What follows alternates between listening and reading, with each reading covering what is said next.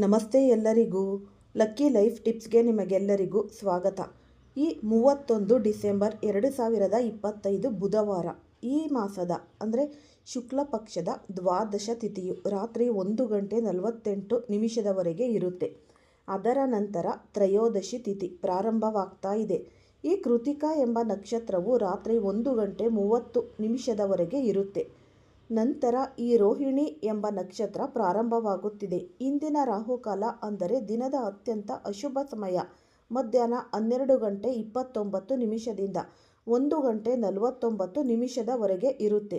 ಇಂದು ಯಾವುದೇ ಅಭಿಜಿತ್ ಮುಹೂರ್ತವಿಲ್ಲ. ಬ್ರಹ್ಮ ಮುಹೂರ್ತವು ಬೆಳಗ್ಗೆ 3:36 6:24 ಇರುತ್ತೆ. ಚಂದ್ರನು ಬೆಳಗ್ಗೆ 9:23 ಮೇಷರಾಶಿಯಲ್ಲಿ ಇರುತ್ತಾನೆ. ನಂತರ ವೃಷಭ ರಾಶಿಗೆ ಸಂಚರಿಸುತ್ತಾನೆ. ಇಂದು ಸೂರ್ಯನು ಧನು ರಾಶಿಯಲ್ಲಿ ಇರುತ್ತಾರೆ. ನಮಸ್ಕಾರ. ಈ ಕುಂಭರಾಶಿಯವರಿಗೆ ಇಂದು 2025ನೇ ವರ್ಷದ ಅಂತಿಮ ದಿನ ಅಂತಲೇ ನಾವು ಅನ್ನಬಹುದು.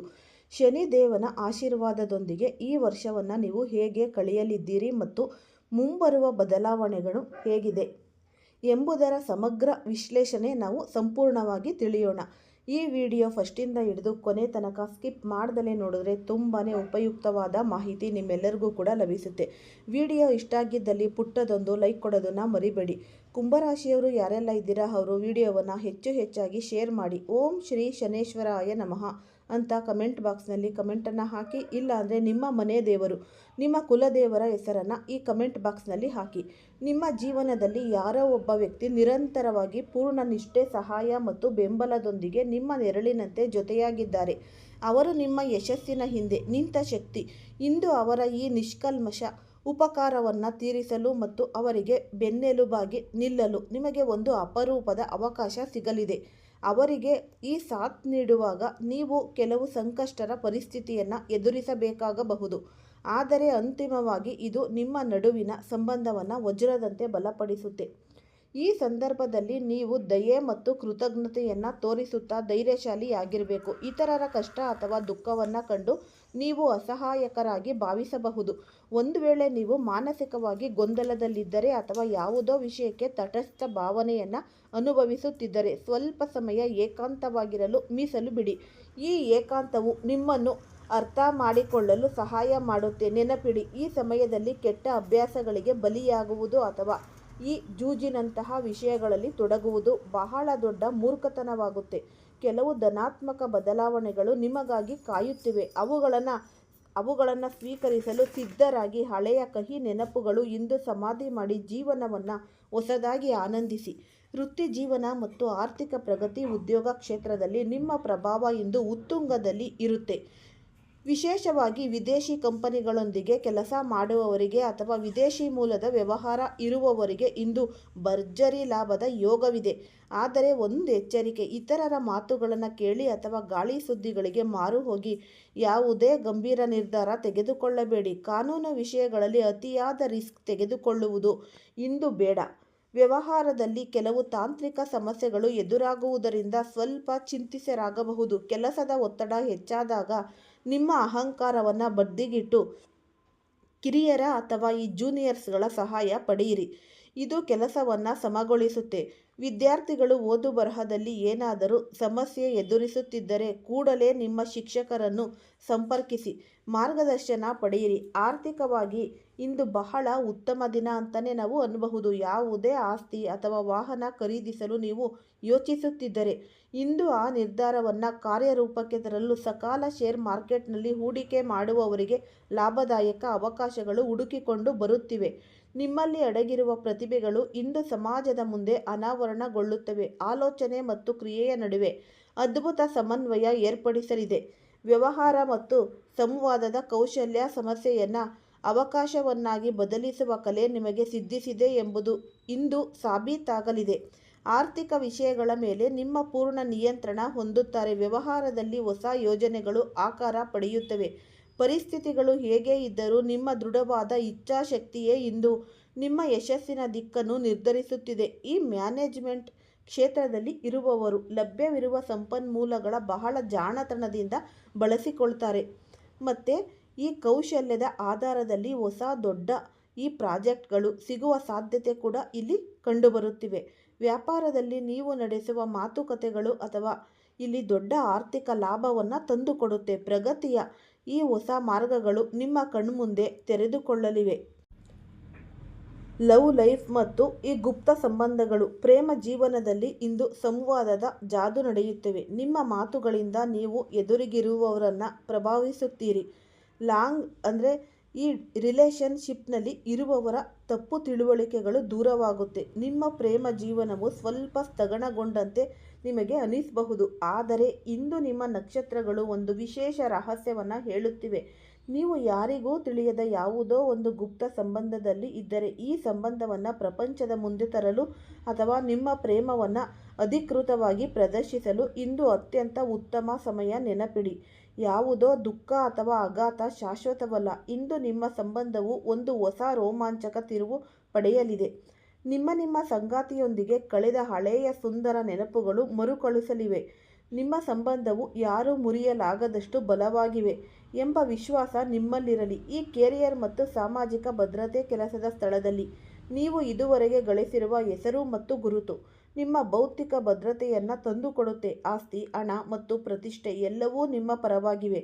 ಇದುವರೆಗೂ ನಿಮ್ಮನ್ನು ಟೀಕಿಸಿದ್ದ ಸಹೋದ್ಯೋಗಿಗಳು ಈಗ ನಿಮ್ಮ ಕೆಲಸದ ಶೈಲಿಯನ್ನು ಕಂಡು ಬೆರಗಾಗುತ್ತಾರೆ ಮತ್ತು ನಿಮ್ಮಿಂದ ಪ್ರಭಾವಿತರಾಗುತ್ತಾರೆ. ಇಂದು ನೀವು ಒಬ್ಬ ಯಶಸ್ವಿ ಉದ್ಯಮಿಯಂತೆ ಆಲೋಚಿಸುತ್ತೀರಿ, ಹಣದ ಮೇಲೆ ನಿಯಂತ್ರಣ ಹೊಂದುತ್ತೀರಿ. ಆದರೆ ಪರಿವಾರದ ವೆಚ್ಚಗಳು ಸ್ವಲ್ಪ ಹೆಚ್ಚಾಗುತ್ತೆ. ಈ ವೆಚ್ಚಗಳನ್ನು ನೋಡಿ ಅಸುರಕ್ಷಿತ ಭಾವನೆಯಿಂದ ಅಗತ್ಯ ಖರ್ಚುಗಳನ್ನು ತಡೆಹಿಡಿಯಬಹುದು, ಏಕೆಂದರೆ ನಿಮ್ಮ ಆರ್ಥಿಕ ಹರಿವು ಸುಗಮವಾಗಿರಲಿದೆ. ಸ್ತ್ರೀ ವರ್ಗಕ್ಕೆ ಸಂಬಂಧಿಸಿದ ವ್ಯವಹಾರಗಳಲ್ಲಿ, ಆದರೆ ಫ್ಯಾಷನ್, ಒಂದು ಕಾಸ್ಮೆಟಿಕ್ಸ್ ಇತ್ಯಾದಿ ತೊಡಗಿರುವವರಿಗೆ ಇಂದು ಅಭೂತಪೂರ್ಣ ಲಾಭವಾಗಲಿದೆ. ಈ ಗೌರ್ನಮೆಂಟ್ ಉದ್ಯೋಗಿಗಳಿಗೆ ಮೇಲಾಧಿಕಾರಿಗಳ ಸಂಪೂರ್ಣ ಸಹಕಾರ ಸಿಗಲಿದೆ. ದಿನದ ಹಂತಗಳು ಮತ್ತು ಆರೋಗ್ಯ, ಬೆಳಗ್ಗೆ ಸಮಯವು ಬಹಳ ಆಶಾದಾಯಕವಾಗಿರುತ್ತದೆ.